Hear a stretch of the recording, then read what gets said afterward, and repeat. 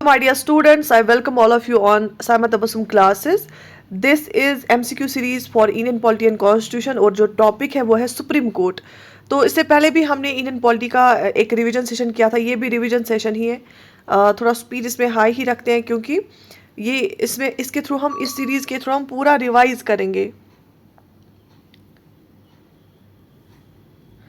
ठीक है। तो चलिए स्टार्ट करते हैं।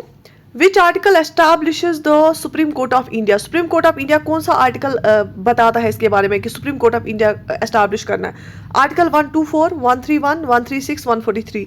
सुप्रीम कोर्ट बहुत ही इंपॉर्टेंट टॉपिक है और क्वेश्चंस यहाँ से आते हैं, आपको पता होना चाहिए। और खासकर सुप्रीम कोर्ट और हाई कोर्ट में जो डिफरेंसेस है आपस में, जो फंक्शनिंग में है, वो आपको पता होने चाहिए। क्वेश्चंस वहाँ से आते हैं। सो यहाँ पे जो आंसर है that is right option is option A 124 article.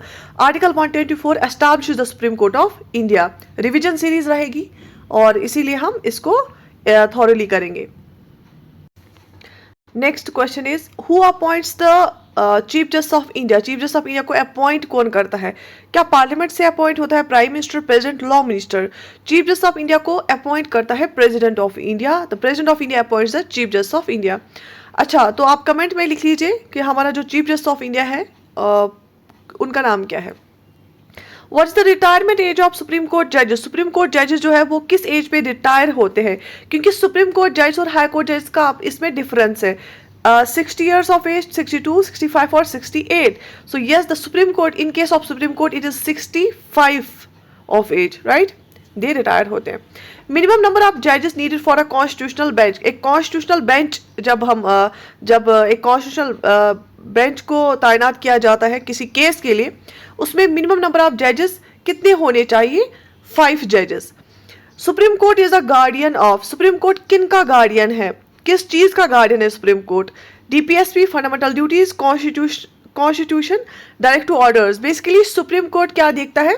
अगर जैसे पार्लियामेंट है या एग्जीक्यूटिव्स है, मिनिस्टर्स है, कोई भी स्टेट का कोई भी जो बॉडी है, अगर वो कोई ऐसा ऑर्डर निकालता है जो ब्रीच ऑफ कॉन्स्टिट्यूशन होता है, तो सुप्रीम कोर्ट जल्दी ही आता है फंडामेंटल राइट्स को बचाने के लिए, या कॉन्स्टिट्यूशन का अगर वायलेट हो रहा है तो वो उस ऑर्डर को नल एंड वाइड करार देता है। So supreme court protects and interprets the constitution. और सुप्रीम कोर्ट इंटरप्रेट भी करता है कॉन्स्टिट्यूशन कि कॉन्स्टिट्यूशन ने क्या बताया है किसी किसी चीज के बारे में, वो भी इंटरप्रेट करता है।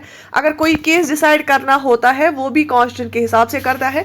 और अगर लगता है उनको कि पार्लियामेंट या किसी और विंग ऑफ हमारी जो गवर्नमेंट है उसने ब्रीच किया है कॉन्स्टिट्यूशन को, तो उस ऑर्डर को वो नल एंड वाइड करार देता है। Supreme court has which type of jurisdiction?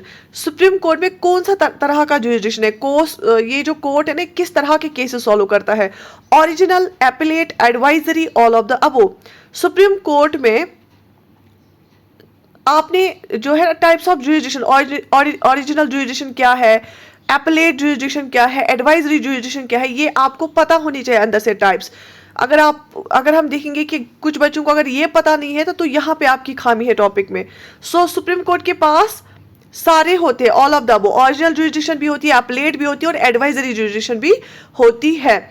जैसे स्टेट्स के आपस में कुछ मामलात होते हैं, स्टेट्स में कुछ कॉन्फ्लिक्ट्स होते हैं, या यूनियन और स्टेट में कॉन्फ्लिक्ट होता है, that falls in the category of original jurisdiction, right. और कौन सा आर्टिकल किसके साथ डील करता है ये भी आपको पता होना चाहिए। Supreme court has which type of jurisdiction? अच्छा, ये तो हमने किया।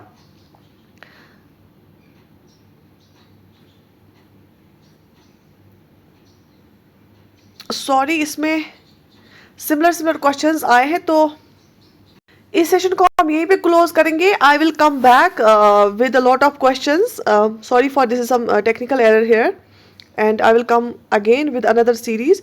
बट ये टॉपिक बहुत ज़्यादा इंपॉर्टेंट है। अगर हम पॉलिटी की बात करेंगे, सुप्रीम कोर्ट हाई कोर्ट से क्वेश्चंस आते हैं, प्रियम्बल से क्वेश्चंस आते हैं, फंडामेंटल राइट्स, फंडामेंटल ड्यूटीज से क्वेश्चंस आते हैं, direct to principles of state policy से क्वेश्चन आता है। पार्लियामेंट वाला चैप्टर बहुत ही इंपॉर्टेंट है। ये 10-12 इसमें जो टॉपिक्स है ना बहुत इंपॉर्टेंट। कॉन्स्टिट्यूशनल बॉडीज बहुत ज़्यादा इंपॉर्टेंट है, तो ये टॉपिक्स आपको करने ही करने हैं।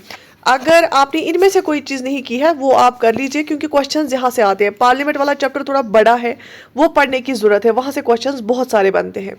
बाकी यू जस्ट राइट डाउन, अगर आपको कोई भी क्वेरी है आप कमेंट्स में लिख लीजिए, I will try to answer that.